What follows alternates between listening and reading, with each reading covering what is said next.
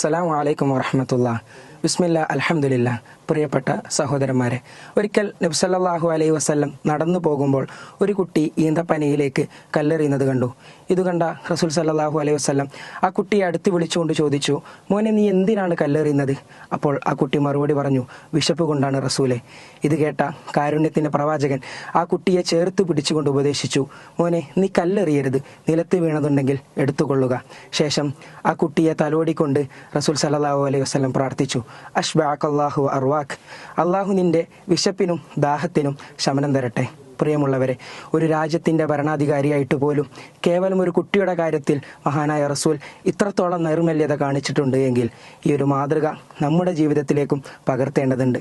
പ്രത്യേകിച്ച് കുട്ടികളുമായി ഇടപഴകുമ്പോൾ ദേഷ്യപ്പെടാതെ അങ്ങേയറ്റം കാരുണ്യത്തോടുകൂടി നല്ല രീതിയിൽ പെരുമാറാൻ നാം ശ്രദ്ധിക്കേണ്ടതുണ്ട്. അള്ളാഹു തൗഫീഖ് നൽകട്ടെ. അസ്സലാമു അലൈക്കും വറഹ്മത്തുള്ളാഹി.